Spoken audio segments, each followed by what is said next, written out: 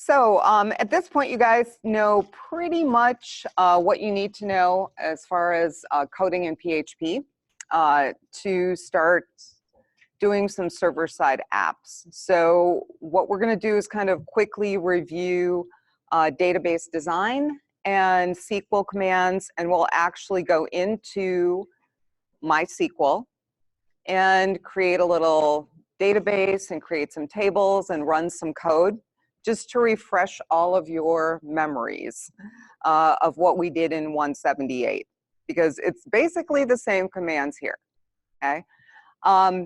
And then there's a little assignment, like a little database refresher assignment for you. And I will probably end up having lab on Monday so that you have additional time to work on it. Okay. And so what that means is that next Wednesday, we will be creating a little application that will interface with a database. And normally, the assignment is more involved, but I am simplifying the assignment so that we can try to get all of it done in one day. Exactly. So that is kind of my plan. And some of you guys said that you had MySQL questions on the midterm, which was not my intention. So yes, I was not trying to be a mean and nasty teacher. So what I will do is throw those out. So basically, if you had that question, whether you missed it or not, you're going to get the points. So for those of you who are feeling extremely unlucky because you got a bunch of them, now you are extremely lucky because you are going to get all of those points correct. Okay? Because I think that's fair. We haven't really talked about it yet. Okay? And Cam, now you know ahead of time, don't stress on the MySQL questions.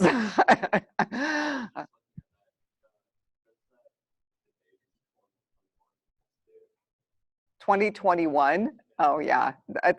I took all the due dates off of everything just because Moodle is not very user-friendly with dates. In fact, most content management systems, when you copy the course into a new semester, you can do like a mass date change and it changes all the dates for you. Moodle does not do that. You have to go into every single assignment. Yeah, so I just took the dates off. Because honestly, it's just click, click, click. It's not just one click to get into an assignment. You know, like you're clicking like 5 or 6 times. I mean, it's absolutely insane. Yeah. Well, you just don't have due dates on the assignments is what I do. So yeah, I mean, you guys all know where I put the due dates. It's at the top of the block. So yeah. Anyway. So we are going to talk a little bit about database design. This is in the book. So it's kind of like a little review, probably 30-minute review of everything that you learned about database design in 178. Yeah, so a couple of terms just to refresh your memory. A column is the same thing as a field, which is just a piece of information that you're storing. A row is basically related columns or related fields, also called a record. A table is basically a collection of related records or rows. And a database is related pieces of data. Okay, so it would be all of the different tables that are in some way related. Okay. Relational database basically lets you connect your tables together so they can share information. So on paper, tables to me look like a spreadsheet almost, right? So you've got columns and you've got rows, and at the top of each column, this would be the field name or the column name, and each row is a record, so it's got related information. So this first row is for the HGT Inc. customer. Then we've got Klein Leasing, Superior Ironworks. Okay, so it's all of their data in that particular row. Yep, and then there's an order table, and you'll notice that the customer number is in here. That would be the customer that placed the order. And the only information that you would typically duplicate among your tables is that one piece of information that you're going to use to connect the tables. So in order to see what customer placed the order, you have to put something from the customer table into the order table. And usually what you do is you take what's called a primary key, which is a unique identifier for each row. You would take the customer's key and you would stick it in the order table. And that allows you to make that connection between the tables. And that's pretty much how this one was set up, because customer number is the primary key in the customer table. Okay, and it was added to the order table so we could see what customer placed the order. And that's typically how you connect your tables. So when you take a primary key from one table and you put it in another in order to share information, it becomes a foreign key. Okay, is this all starting to ring bells? Okay, good. I know it's been a while for you too, so it should be coming more clear. What was fuzzy should be clear. Yes, yes, they do. So one of the things that we do when we're designing our database tables is we go through this process called normalization. And it's basically to eliminate duplication and to help our data stay accurate, okay? And to make it easier for us to maintain our database. And in the real world, people go through the first 3 normal forms, and that's pretty much as far as they go. And there's like 6 normal forms or 6.5 normal forms. Yeah, there's like a 3.5 normal form. But so if you normalize too much, you're splitting your tables into tiny little pieces, and that becomes really difficult to maintain. Okay, so most businesses will go through 3rd normal form, and that's good. And so we're going to talk about the first 3 normal forms just to refresh your memory on what they are. Let's see. So first normal form. So these are all the little rules for first normal form. Basically, you have to have a key. And so the key is the unique identifier, and that ensures that you're not going to have 2 rows that are the same. And then the other key thing out of all these rules is that, yes, there's 2 things you have to remember. One is that the key makes the row unique. And then the second thing is that each column can only have 1 value. So if you have a column that could have multiple values, it is not in first normal form. Yeah. So you have to break that down. Okay. So that's the 2 most important things to remember. You know, I mean, some of these other ones are obvious. All values for a given column have to have the same data type. Well, that's pretty obvious, right? Each field or column name has to be unique.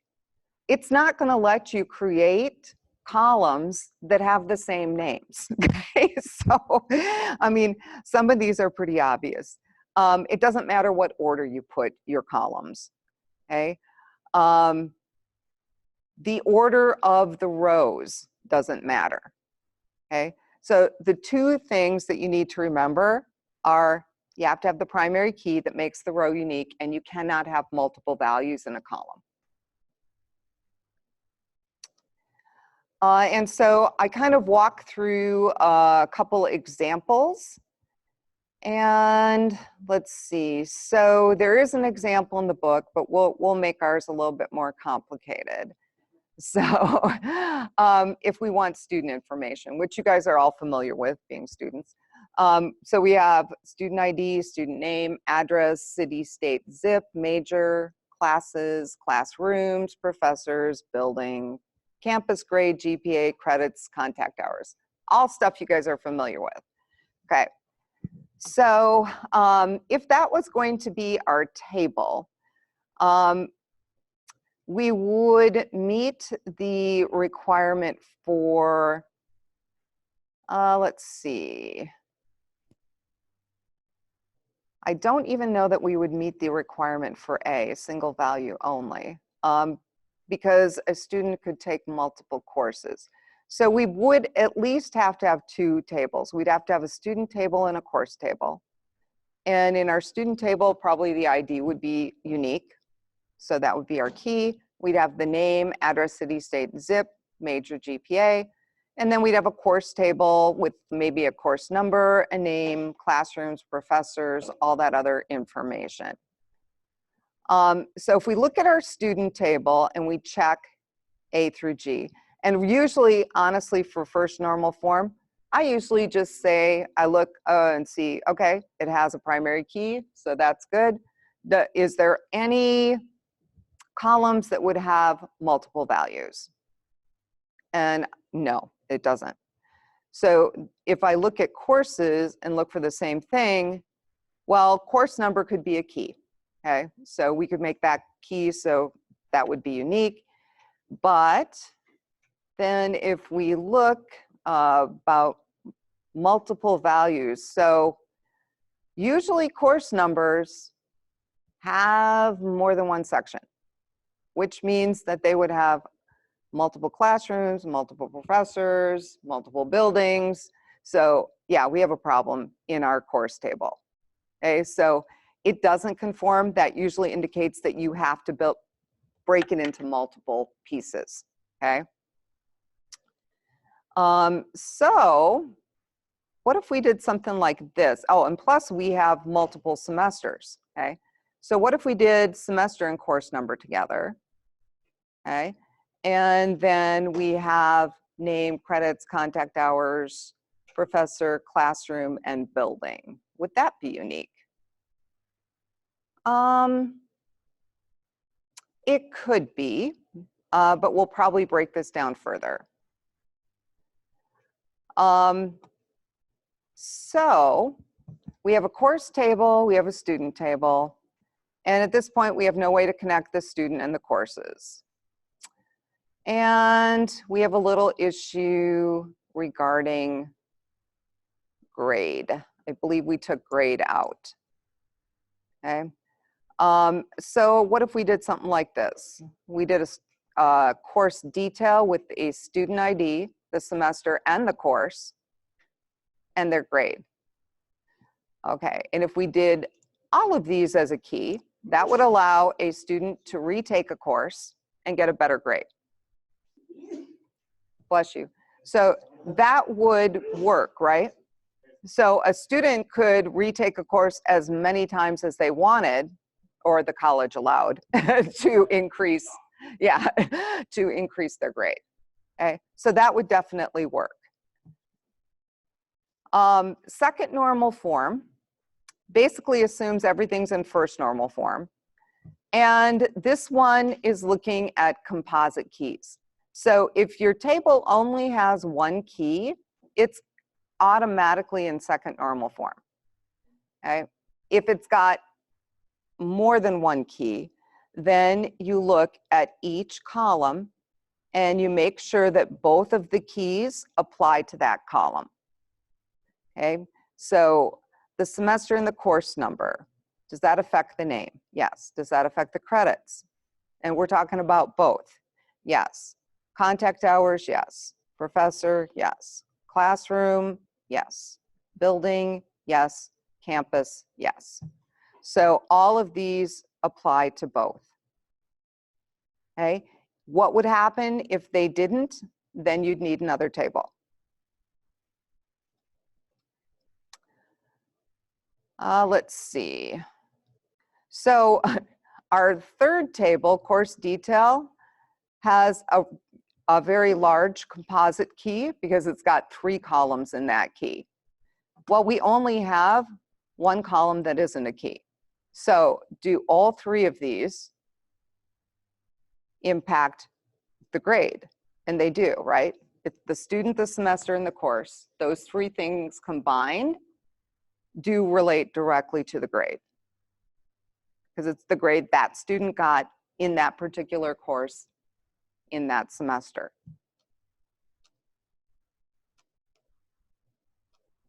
Any questions so far? Third normal form. So this basically deals with transitive dependencies.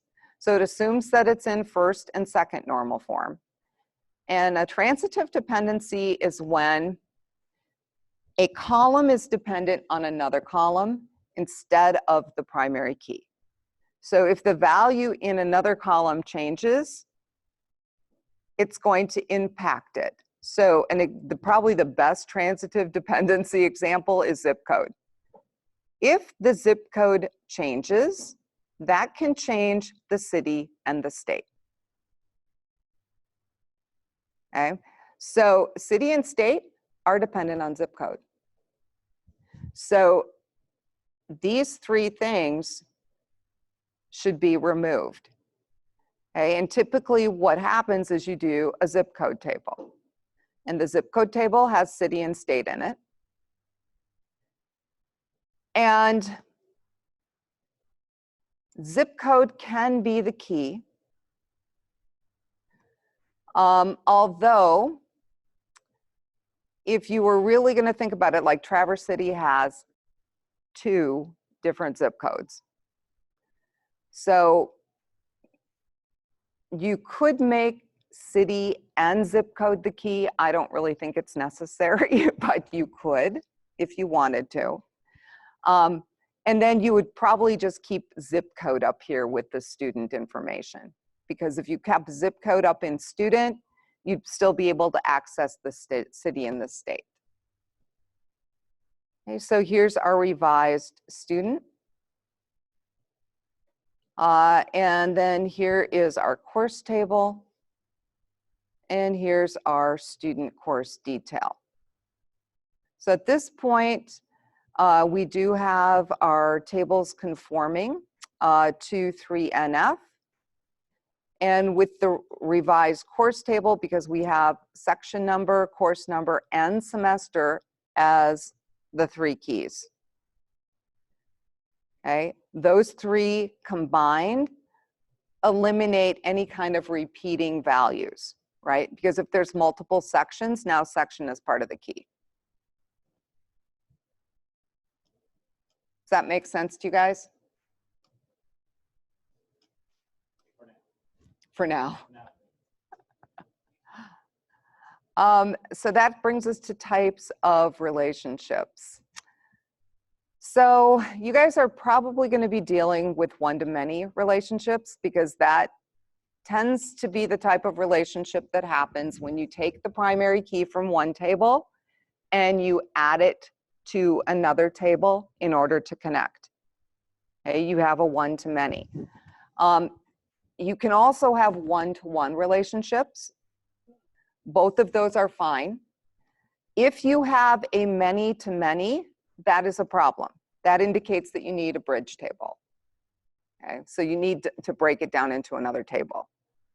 And so graphically, how this is usually displayed is you have 1 to infinity, so 1 to many. So one student can have many course detail records, right? Because they're going to have more than one course. One zip code can belong to many students. One semester and course number can be on many students' course detail records. You would hope it was on many. If there was only one student in a course and a course number, the college would not last very long. They'd be in trouble. Yep. So a many-to-many is a problem. Here, let's Let me see where I've got a many to many. I think these are, oh, here it is, orders and products. Okay, so we've got an order can have many products. A product can be on many orders. So this would need to be split out. And typically what happens is you have orders in a table, you have products, and then you have an order detail. Okay, that includes the order number and it includes a product number. Okay, does that make sense?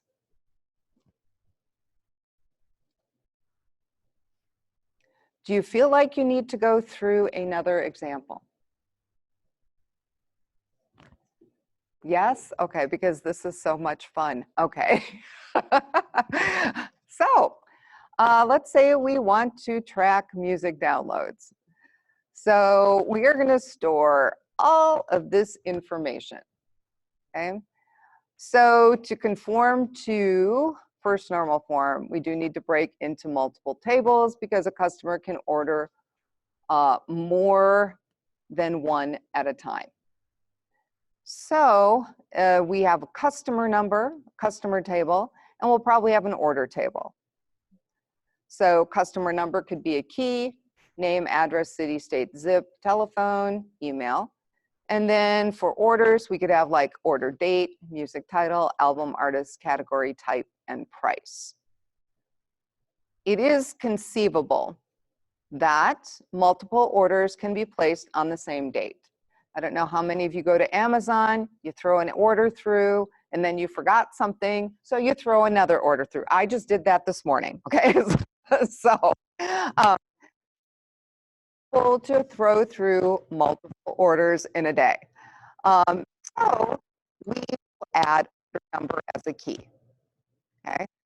So that will just increase with every order, so it's always going to be unique. And we'll include the order date, and then we've got title, album, all that other stuff. Now, we still have a problem because in the same order, a customer can download multiple songs. So we are going to have to break our order table down. So our revised table, we still have order number, date, and we've got a quantity. And then we have a little album, artist, category, type, price. So looking at this, it is conceivable that two songs may have the same title. So we can either do a composite key,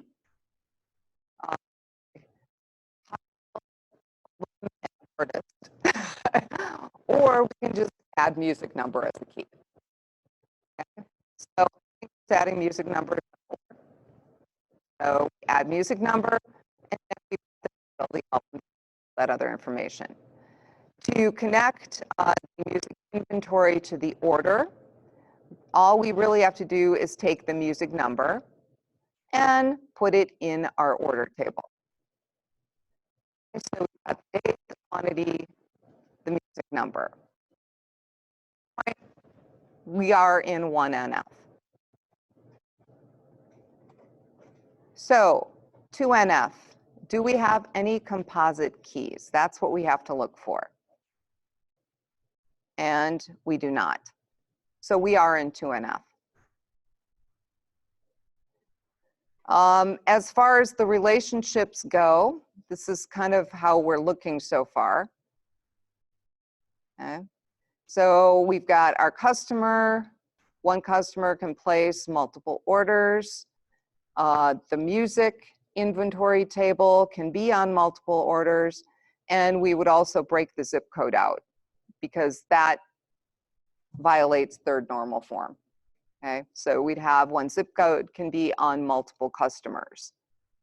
Okay, so you can see for third normal form, we kind of threw out the zip code. And then we get this little graphical view of our little ordering system. Does that make sense?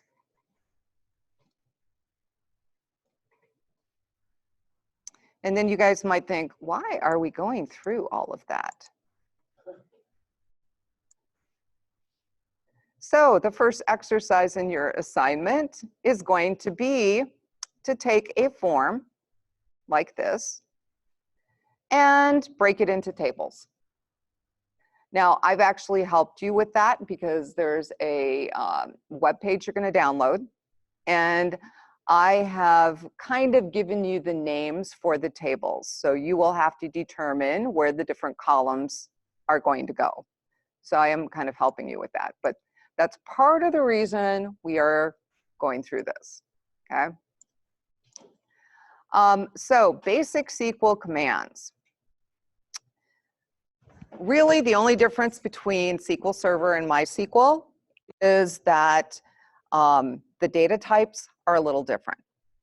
I mean, there's still variable character, there's still integer, okay? So a lot of the data types are the same, but some of them are different, okay? So as far as the commands go, like how you create a table, how you set keys, how you insert data, it is the same because SQL is SQL. So to create a database, it's just create database and whatever you're going to call it. To create a table, it's create table and then whatever you're going to name it. Opening parenthesis, you've got the closing parenthesis and the semicolon. And then it's just your column names or your field names and the data types. And then there are the properties. So if it can't be null, you'd say not null. Primary key indicates that this first one is going to be our key. Auto increment is an auto number. So this one you never would have to add data to. It automatically will go up by 1 each time. And for a lot of primary keys, that works really well.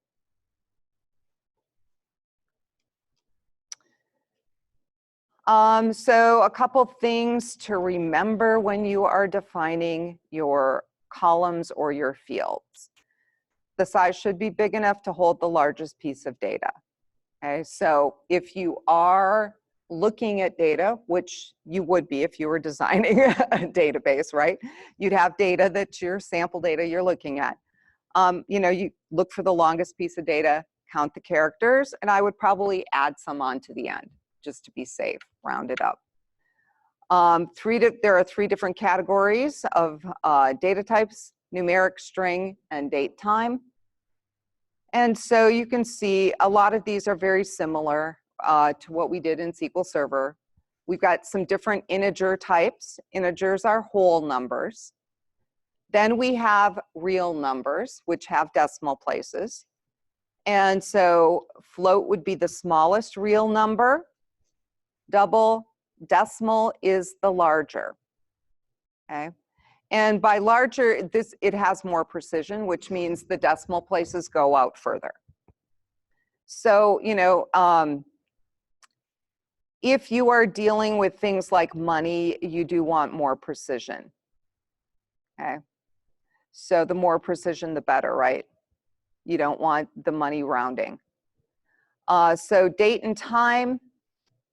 Date is a pretty popular format, or date time, either one. You can do time all by itself.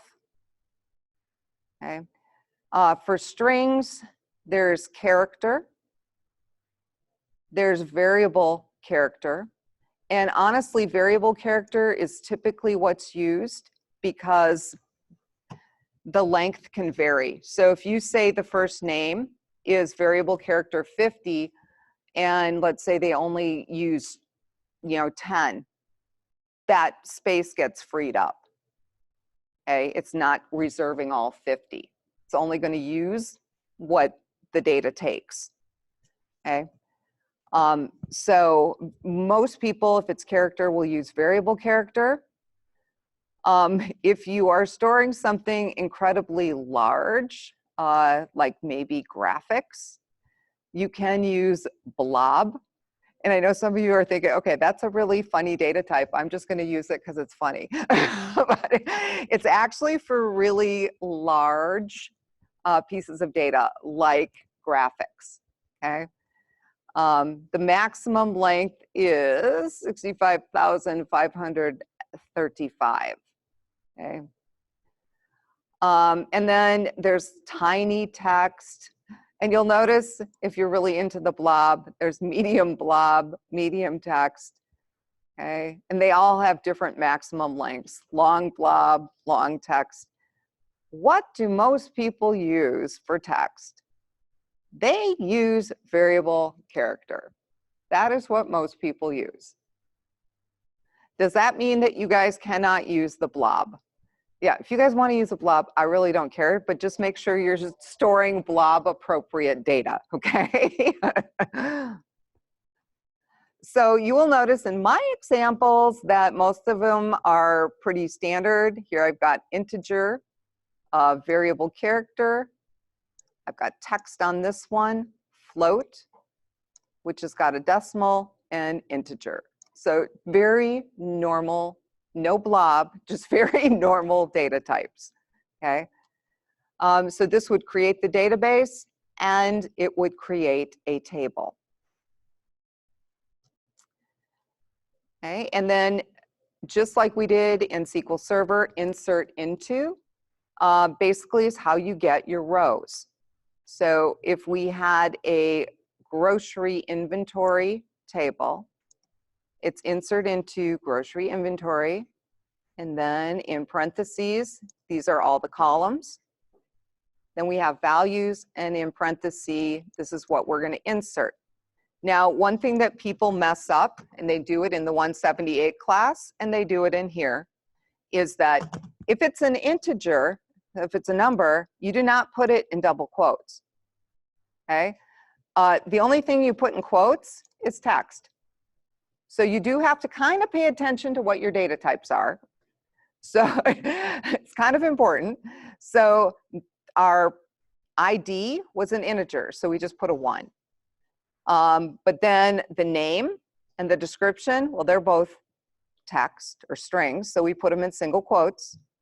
Then we've got our price. That was a float, so you'll notice I have a decimal in there, okay? And then the quantity is an integer. Okay, so you just have to match the data with your data types. So what I did in here is you'll notice that there is a lovely gold square around certain sections of code. This code we are going to copy and we are going to paste in MySQL so we can create the grocery database and we can add values into it. So you can kind of get a feel for how MySQL works. So in here, that means we're going to use the dev server. So we're going to run it as the administrator. Like at home, if you're using Laragon, all you have to do to get into MySQL, and you're really accessing phpMyAdmin, that's the interface for MySQL. All you have to do is launch Laragon, hit start all, and then hit database. It'll take you to a screen where you have to log in, and it fills in the username as root. There is no password. All you have to do is hit the button to log in. Yeah. Yeah. So in here, you're going to want to start all of the servers. So I right-clicked on the little E down here. I'm going to restart all the servers. And then I'm going to open the dashboard.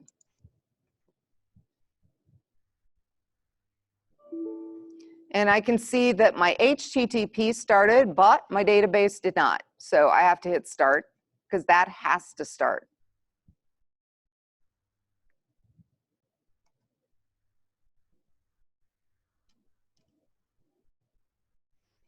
And so is everybody at this point? Okay. Where are you at?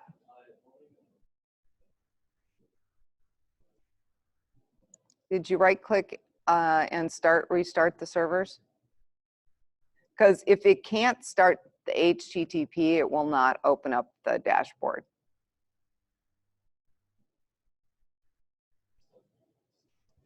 Okay. Yeah, you might have to run it as administrator again. Here. Sometimes.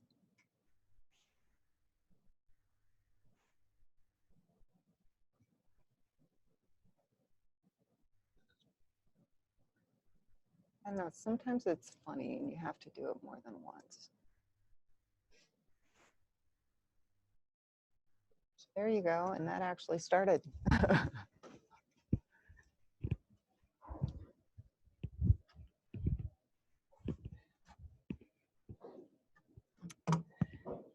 All right, so what we are going to do, where it's got modules, and you'll see MySQL administration, PHP MyAdmin, we're going to hit open.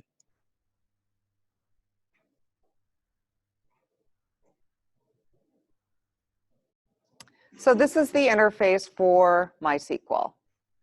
And right now we have no databases. Once we have the databases, they are going to display over here.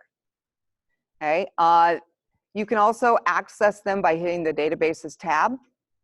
Where you enter your SQL code is right here. Okay, so what we're going to do, we're going to highlight this because this is all SQL code you guys should be familiar with, or it should look familiar because we worked with it enough in 178. So we're going to copy. And we're going to paste right in here. And then you'll see a go button. You're going to hit go. And you're going to hope that everything comes back with lovely green check marks because that means it worked. And then over on the left, you're going to see your database. Okay. And then if we look, we've got our grocery inventory. We can see our columns. And if we go over to the database tab, okay, you can see here's the grocery database. And if we select it, then that gets us into the table section. Okay, and so you'll notice that there are some commands here you can use. One of them being drop. So you guys all remember how to delete tables, right? You have to drop them. Well, here you can actually use the command button to remove a table. So it's actually pretty easy to do. And if we click on grocery inventory, it actually opens it up. And then these are the rows that we added. And you'll notice there's an edit button because we can edit the data in the row. We could copy the data and we can delete. And the reason it's important that you guys know how to kind of get down to look at the data is because eventually, in a couple weeks, you're going to start working on your final projects. And your final projects are going to involve interfacing with a database that you create. So you're going to create a database, and then you're going to do the web interface for it. So you are going to be inserting rows. You are going to be updating rows, reading the data from rows, and deleting. So in order for you to make sure that you're doing everything right, you need to come in and look at the data. That's the only way you can tell if your code is really working. Okay. And I will, not today, but before you guys start working on your final projects, I will show you what the production server looks like, because this interface that you guys see is the exact same as what I see on the production server.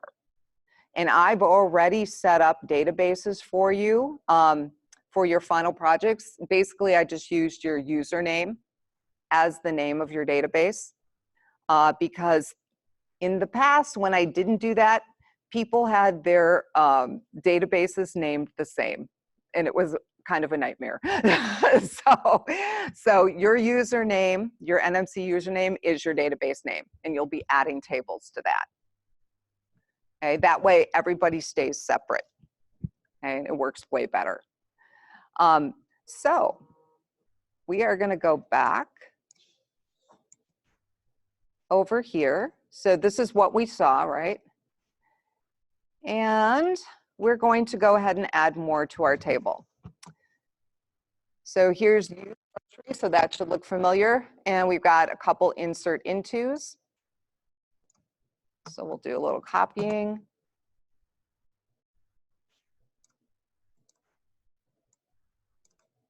And we're going to go back into the SQL window. Just paste over what's there and hit go.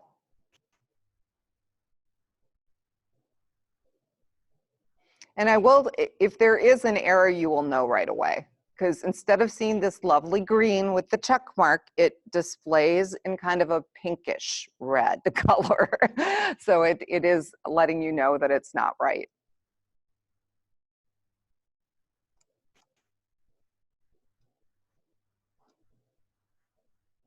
So now that we talked about an error, I am going to have you guys do a little copy paste here so you can see what an error looks like. Not that you will ever get errors in here on your own, but it is kind of nice to see what they look like while we're practicing. So this one, we are going to get an error. And the reason that we're going to get an error is because we're missing the ID.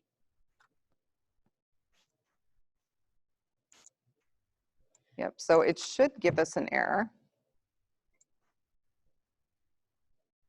Yep. So this is what their errors look like. Column count doesn't match value count at row 1. So that is kind of a weird little message, right? So we're doing an insert into, it says the count doesn't match. That is what it's trying to tell us. And what we're missing is the ID. And the ID happens to be our primary key, so it's rather an important thing to put in. So if we do the and we specify the columns and we put in a 5, okay, then it should work. So if we copy paste over this, and now we've got the columns listed, and we also put in a 5, and we hit go, that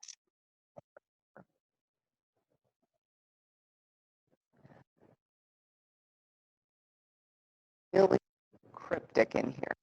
It is not always the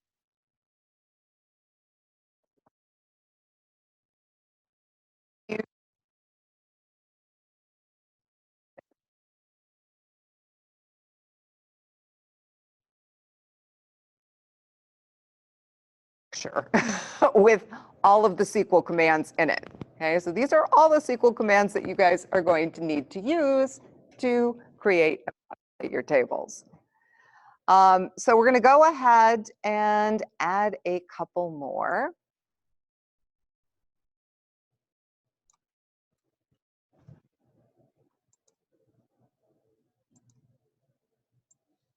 And if you guys want to sub in different foods, you can.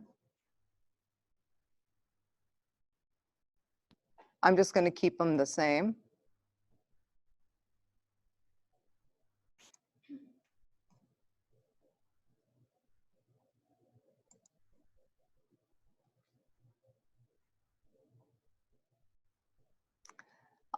The drop command works the same as it did in SQL Server. We are not going to drop our table since we have been going through the effort of adding rows to it. But it's basically, you know, you're going to use your database. It's just drop table and then whatever the name of the table is.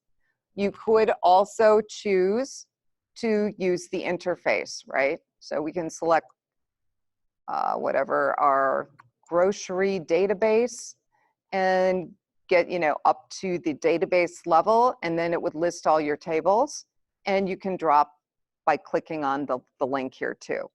This would execute the drop table command. Okay, so it's pretty easy to, create and manipulate your tables. You can actually edit the structure in here as well. There's a structure command. So you can edit in here. You'll notice you can change, you can drop. You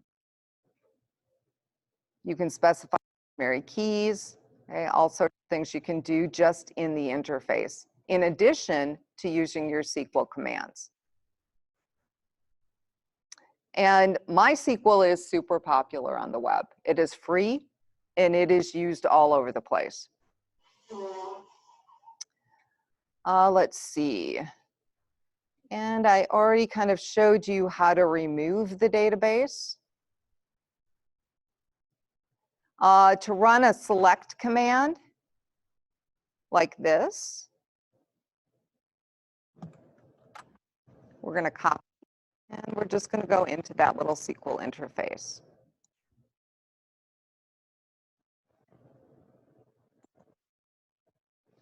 Okay, and then it shows us all of the data that we currently have in our table.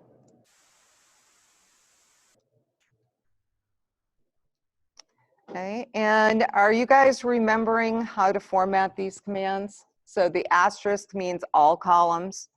Otherwise, you can specify which columns you want to see, from the current table or whatever table you're looking at.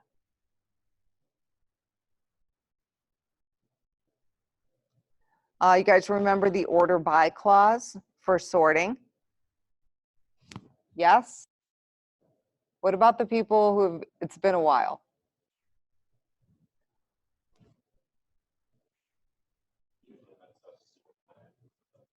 Yeah, so this is all basically one command, right? Where you tell it the database you're going to use, select, give it your columns, from, give it your table, and then order by is your sort order. So you have to give it the name of the column you want to sort by. And it's going to do it in ascending order. So if you decide you want descending, you just have to put DESC after it. After the column you're sorting by and before the semicolon. Okay, and here it's actually sorting by two different columns. So it's doing everything by item name, and within name, it's sorting by quantity.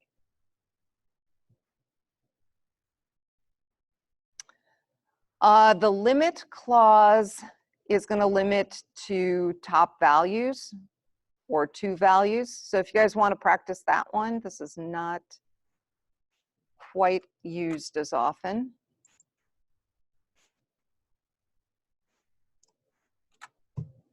So we've got select everything from grocery. We're going to order or sort it by current quantity, and we're limiting to two. So basically, it's just going to show us the two at the top of the list.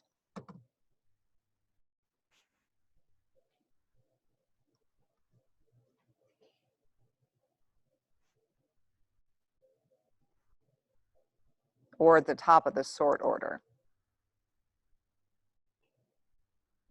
And so there's variations that you can have with this command.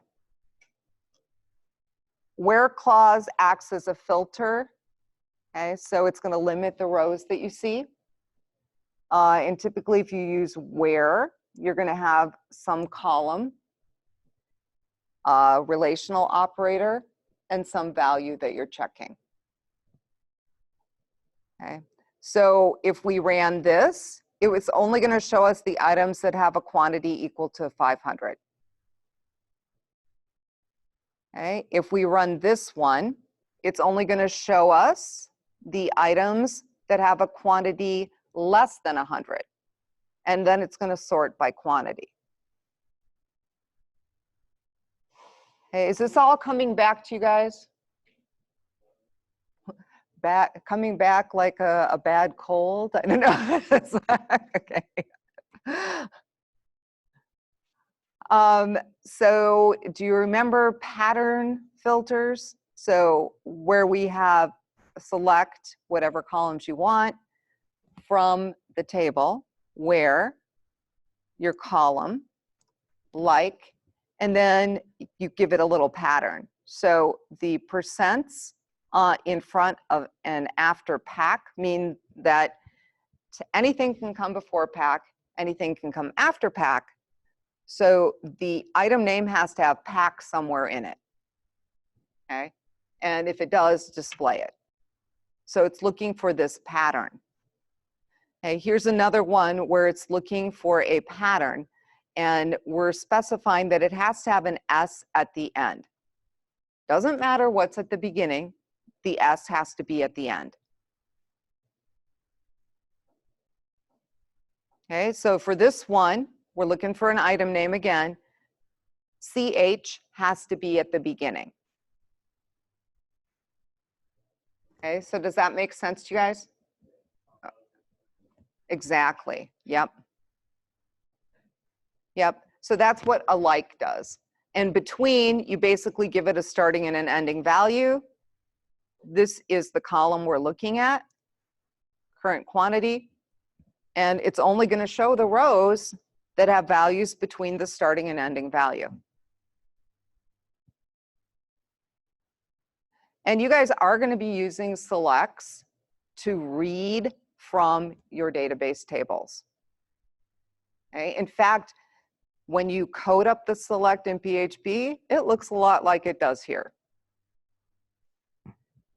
Okay, so here is another one where we're looking at price, and it's between 5 and 20. Is this making sense to you guys? Okay.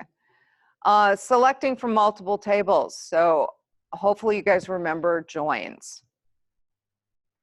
And just using the join statement is going to give you an inner join.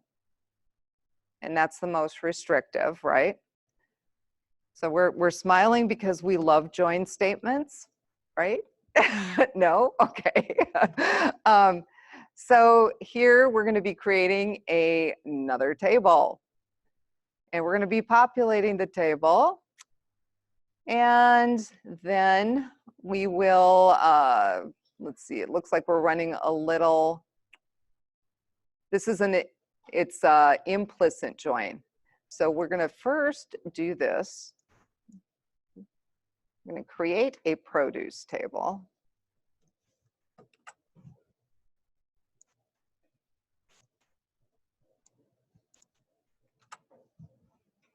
So produce, we have a code that we are saying is our primary key, season, color, and a vendor. And then we're inserting 3 rows.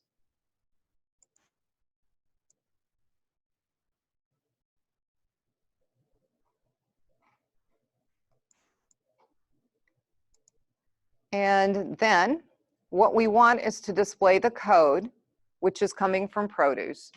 We're going to display the item name, which comes from grocery inventory. We're going to do the season and the color, which comes from produce. And we're saying from produce and grocery inventory. We just put a comma between. So this is called an implicit join, okay, where we don't use the word join, but it is going to join the tables. Okay, and we're looking for rows where the code is equal to the ID. Okay, so we're going to go ahead and run this one.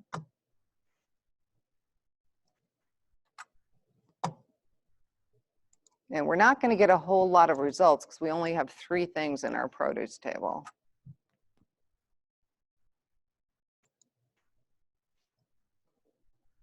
Okay, so we only got 2 results, codes 1 and 2.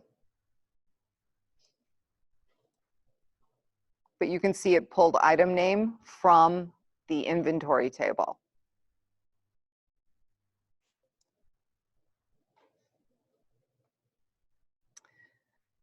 So here's another one. This is an explicit join because we're actually telling it inner join. So just using join and saying inner join are the same thing, okay? And so we're going to go ahead and we're going to run this one. And you'll notice with this, we've got produce.code equal grocery inventory.id. So the where clause is pretty much the same. It's just that we have to use on now because we're doing an explicit join.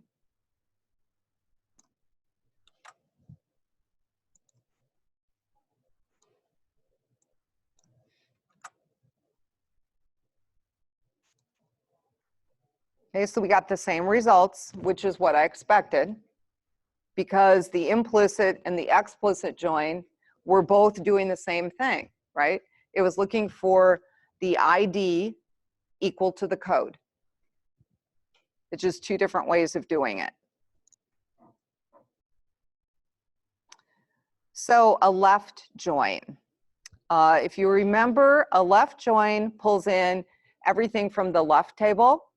It only shows the matching rows that are on the right. So you might have some empty or null values if there's not matching data for the right table. And let's see. So we're going to create a little database called people. And we're going to create a table called names. And it's very simple. It's got an ID, a first name, and a last name. And we have very famous cartoon people in this. So copy this. And we'll paste it.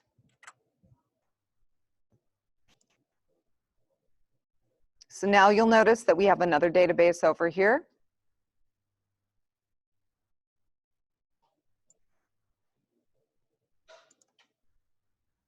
Okay, and we've got ID, first name, last name. And we're going to create another table. So this table is going to be called email. And all we've got is an ID and an email address. Bless you.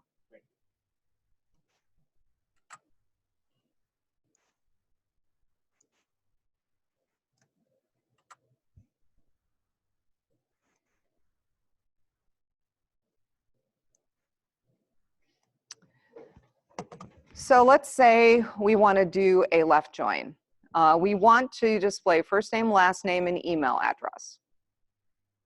And we're going to join names and email. We're using a left join, so it should show everything from names and matching email addresses. And we're doing this on the IDs. Okay. So what we're going to end up seeing is we're only going to see emails that exist. And then we've got several people that don't have email addresses. Yeah. Well, you know, they were in the prehistoric time, so can't expect them to have emails.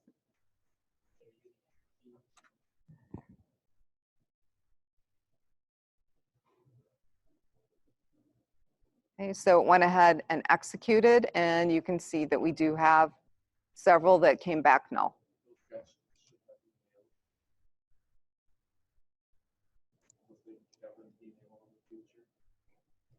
So if we do a right join, let's say we do the exact same thing with a right join, what's going to happen is it's going to show us all the emails and then anything that matches over on the name side. And you'll notice we do have one email in our email table that does not have a person. It was Spacely Sprockets. You have to pick on the bad guy.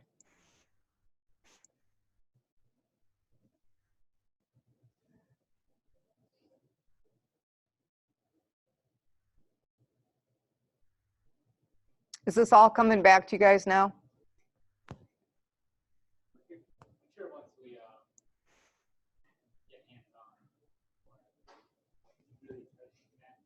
Yeah. So updating, basically you use the set command. So we've got use grocery, that's our database, update grocery.produce, so produce is our table, set code equal to 8.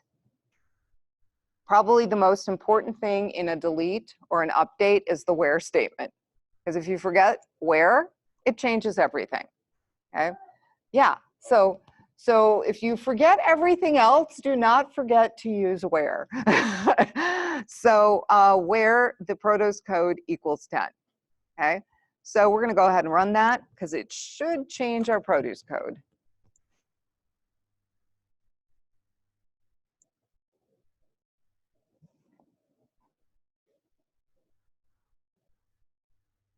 And it did, 1 row is affected. Yes, if it came back and it said, 10 rows affected, then you would be concerned. Or 1,000 rows affected, yeah, that would not be a good thing. Here's another example where this is grocery inventory. For ID number 6, we are setting the current quantity to 10. Let's see, another syntax you can use is replace into. This would be more if multiple columns were changing. Set works really well if one is changing, but if multiple are changing, replace into makes more sense. And this is just like insert into because you're giving it all of your columns. You use values and then you're telling it what the new values are. So deleting, again, most important thing that you're going to remember about deleting is the where clause, because the where clause tells it what to delete. Otherwise, it's going to delete everything.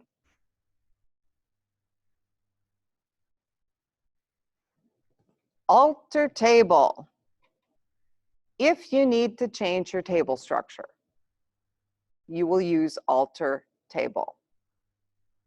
Okay, so if we ran this, we're saying use our grocery database, alter the grocery inventory table, add receive date. It is going to be variable character 10, and we're telling it to add it after item description.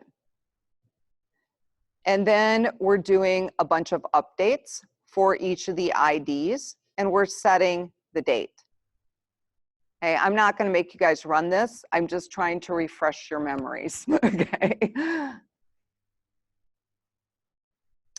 If you need to remove a column or a field. Okay, so if you're removing something and it deals with a database or a structure, you always use drop. Okay, so alter table grocery inventory drop receive date.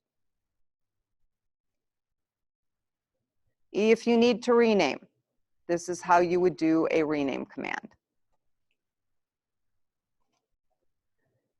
It is conceivable if you guys are playing with PHP MyAdmin and MySQL, you could end up with a lot of databases and you could end up with a lot of tables. So the show commands do come in handy. So if you go in here, go into SQL, and you do show databases, and you run it,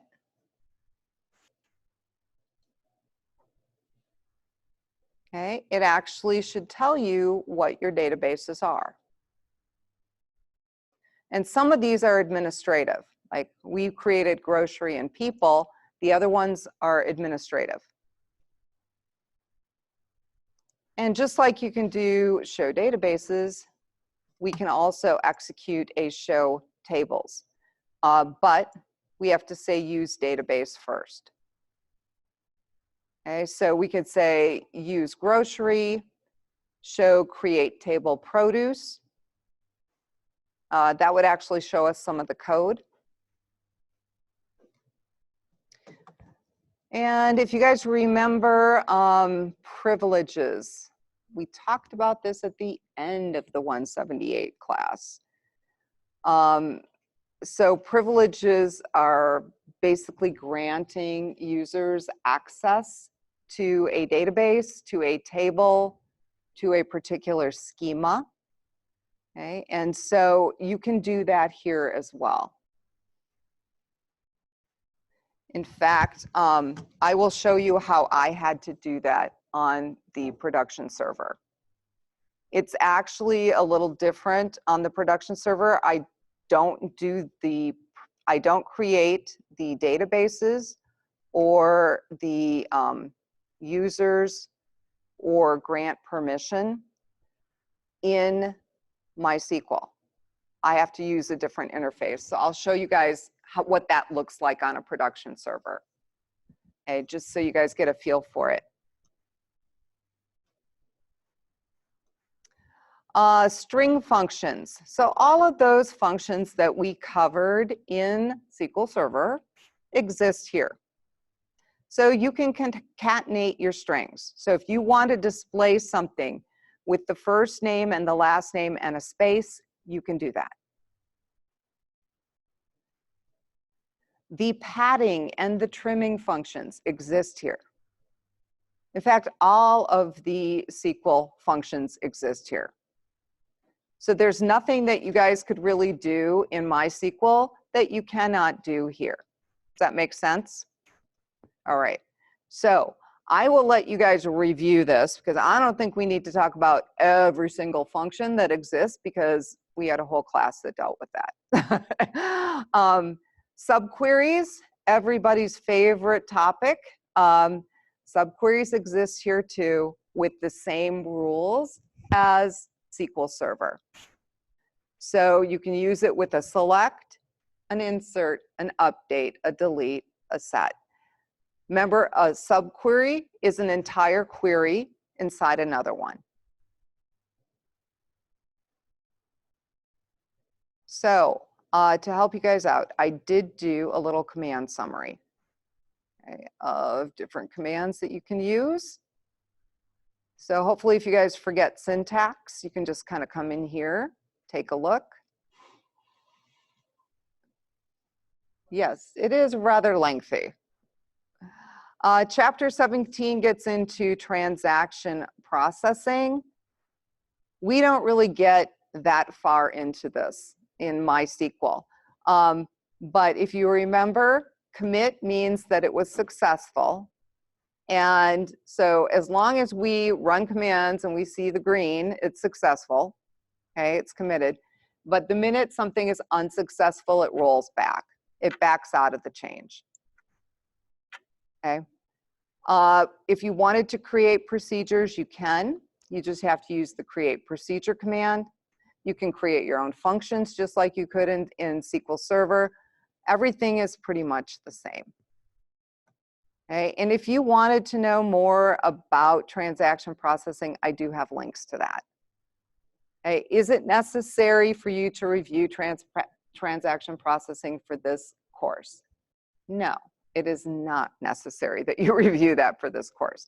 What we're focusing on is for you guys to create a database with multiple tables for your final project, and then you're going to be using code to do the CRUD functions.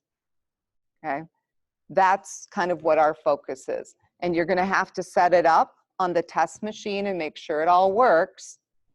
And then you can either send me the code to create your tables, or I will log into the server and you can create your tables on the production machine.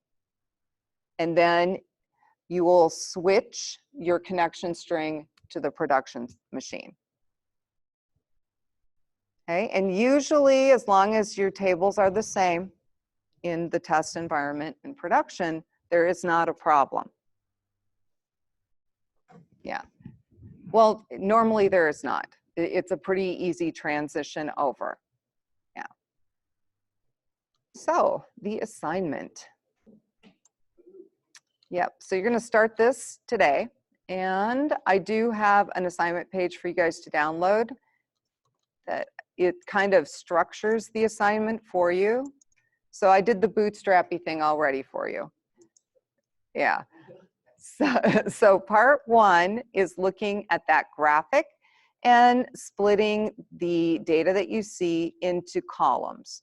Okay, so these would be tables. Now, do you have to use these tables? Can you change the table names? Yeah, you can if you want, okay? But this is kind of how I envisioned the tables being set up, okay? And so, you know, I don't force people to use my table names, and if you can think of something that might work better, that is okay. And so this is what you're going to be getting the data from. And the way that you're going to be setting up these tables is kind of in this format. Okay, so we had the customer table, right? So you're going to say, what in here deals with our customers? You might have to make some assumptions, okay? So I would say Elizabeth Anderson is the customer, okay? So if I have a table called customer, I'd probably have customer number as my primary key. And then I'd have first name, last name, job title, business phone, cell phone, fax, street, city. Actually, city, state, and zip I'd throw into a zip code table. And probably country and region would go in there too. Yeah. So you can kind of see we have a salesperson here, and they would be in their own table. Contact table, so if we look, if the company is company H, you could actually put Elizabeth in the contact table, okay? Company H, the address, the web page, those would probably all relate to company. Elizabeth, last name, job title. This, I'm assuming this is her phone information, okay? And her personal email or her work email, those I would all put under contact. Okay, so this to me is Elizabeth stuff, web page, company, address, that's the company stuff or the customer stuff. So you guys are gonna have to make some assumptions. Your assumptions might be different than mine, okay? But, you know, when I'm looking at this, that's how I'm interpreting the data, okay? And so you'll come over here, just indicate what the primary key is, and then make sure that you include foreign keys so that you can relate your tables, and kind of go through the normalization process to get to third normal form, okay? Then the second part of this deals with SQL or MySQL commands, which are basically the same as SQL commands. So once you do this, you're going to convert that paper design into a database with tables. So you're going to take those tables, and you can create a database, call it company or whatever you want, create the tables, okay, and make sure you add some data. Okay, now do I care if you do insert into, or you kind of cheat and do it, you know, kind of do it manually by copying and editing? I don't care how you get the data in there. It doesn't really matter to me, okay? But you need to have some data to work with, okay? So you're gonna, any code that you use for creating your tables and the database, you're gonna copy and paste. Where do you copy and paste that to? Well, right below where it says code to create the company database, code to create the company database tables, code to add rows. So if you chose to, you know, do it in phpMyAdmin, that is okay. You just have to say in here that you added it manually, you know, using the administrative interface, okay? Select queries used to display data. So because you guys are doing the select queries and stuff, I am not as concerned about whether you use insert into or not, okay? So select queries used to display data from each of the tables, copy and paste your selects, okay? Query used to join two tables and display data from them, I need to see that query. Query, select query to use order by, I need to see that. So it's a matter of just copying and pasting the queries that you use, okay? And all of these requirements are listed right here. Okay, so this is basically designed to refresh your guys' memory on database design, on using SQL, so that when we move into our next phase, this stuff is fresh in your head. Because the next phase, you're going to take those SQL commands and you're going to be sticking them inside PHP code. Okay, so this SQL part should be the easy part for you guys since we spent a whole semester on it. This I would consider the easy part. So we do have the rest of today to work on this, and I will also give you guys Monday for this. Okay, so if you are not done with the assignment that I extended the due date for to this evening, you might want to get that one done first. Okay. And if you came in a little bit late, I did not realize there were MySQL commands on the midterm. So I will be throwing those questions out and giving you guys the points for anybody who came in late. So no worries there. Things were randomly drawn in. So if you were unfortunate enough to randomly get a lot of those questions, now you become very fortunate because you're going to get a point for each one of them. Okay? All righty. So let me know if you guys have any questions.